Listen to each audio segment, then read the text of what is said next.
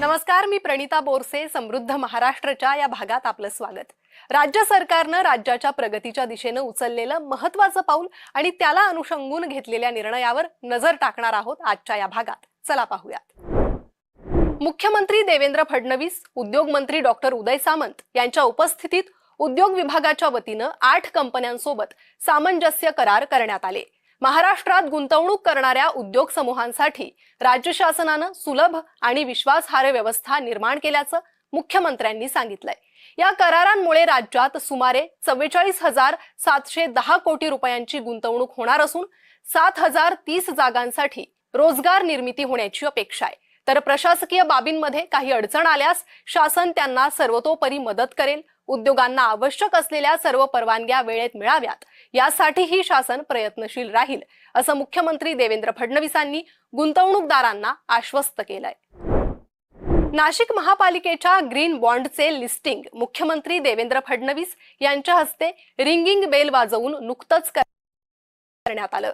यावेळी जलसंपदा मंत्री गिरीश महाजनांसह नाशिकच्या महापौर, उपमहापौर, नॅशनल स्टॉक एक्सचेंजचे मुख्य कार्यकारी अधिकारी आशिष चौहान यांच्यासह इतर मान्यवर उपस्थित होते.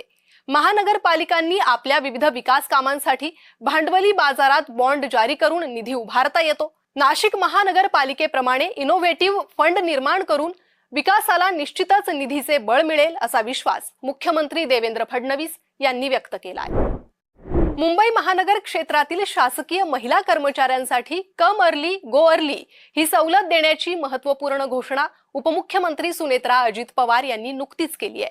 महिलांच्या सर्वांगीण विकासासाठी राज्य शासन कटिबद्ध असल्याची ग्वाही देत राज्यातील महिलांना योग्य सन्मान, संधी आणि सुरक्षितता देणारा समाज घडवण्याचा संकल्प अधिक दृढ करण्याचं आवाहनही त्यांनी यावेळी केलंय.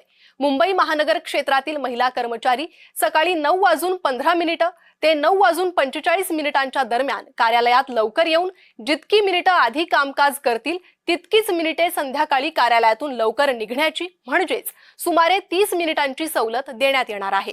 या निर्णयामुळे गर्दीच्या वेळेत महिलांची होणारी गैरसोय कमी होऊन त्यांना मोठा दिलासा मिळणार आहे. मुंबई महानगर क्षेत्रातील शासकीय महिला कर्मचाऱ्यांसाठी शासनाने एक महत्त्वपूर्ण निर्णय घेतलेला आहे. कम अर्ली गो अर्ली या संकल्पनेअंतर्गत मुंबई महानगर क्षेत्रातील महिला कर्मचाऱ्यांना सकाळी 9:15 ते 9:45 या दरम्यान कार्यालयात लवकर घेऊन जितकी मिनिटे आधी कामकाज करतील तितकीच मिनिटे संध्याकाळी कार्यालयातून लवकर निघण्याची म्हणजेच 30 मिनिटांची सवलत देण्यात येईल. आयडॅक मुंबई आणि गृहनिर्माण विभाग आयोजित आयडिया एक्स्पो 2026 या पायाभूत सुविधा आणि बांधकाम क्षेत्रातील प्रदर्शनाचं उद्घाटन उपमुख्यमंत्री एकनाथ शिंदेंच्या हस्ते नुकतंच करण्यात आलं. महाराष्ट्र देशाच्या आर्थिक आणि औद्योगिक विकासाचं इंजिन असून राज्याला जागतिक स्तरावर नेण्यासाठी पायाभूत सुविधा, उद्योग, गुंतवणूक आणि गृहनिर्माण क्षेत्रात मोठ्या प्रमाणावर काम सुरू आहे. अलीकडेच राज्याचा अर्थसंकल्प सादर झालाय. हे केवळ बजेट नसून 2047 पर्यंतच्या बिल्डिंग महाराष्ट्र, बिल्डिंग इंडिया या दृष्टिकोनाची झलक आहे, असं उपमुख्यमंत्री एकनाथ शिंदे यांनी यावेळी सांगितलंय. आंतरराष्ट्रीय महिला शेतकरी वर्ष 2026 आणि जागतिक महिला दिनानिमित्त महाराष्ट्र शासन व महाराष्ट्र विधानमंडळ यांच्या संयुक्त विद्यमाने महिला शेतकऱ्यांचं सक्षमीकरण या विषयावर सर्वपक्षीय महिला विधानमंडळ सदस्य आणि तज्ज्ञांच्या सहभागातून विशेष चर्चासत्र पार पडलं. महाराष्ट्राच्या शेती क्षेत्रात महिलांचं योगदान अनन्यसाधारण आहे. आता ही शेती खऱ्या अर्थाने महिलांच्या नेतृत्वाखाली नव्या पर्वात प्रवेश करते. महिला शेतकऱ्यांना त्यांचे हक्क आणि सन्मान मिळवून देण्यासाठी राज्य शासन कटिबद्ध असून त्यांच्या सक्षमीकरणासाठी आगामी अधिवेशनात विशेष विधेयक सादर करण्यात येईल, असं उपमुख्यमंत्री सुनेत्रा पवारांनी स्पष्ट केलंय. ग्रोईंग सिटीज ग्रीनर कॅनोपीज या संकल्पनेवर आधारित दुसरी आंतरराष्ट्रीय आर्बोरिकल्चर परिषद वृक्षवर्धन 2026 मुंबईत पार पडली. अम्युनिटी ट्री केअर असोसिएशन म्हणजेच ATCA आणि नानाजी देशमुख प्रतिष्ठान यांनी संयुक्तपणे याचं आयोजन केलं होतं. पर्यावरण संवर्धन आणि विकास यांचा समतोल साधण्यावर राज्य शासनाचा भर आहे.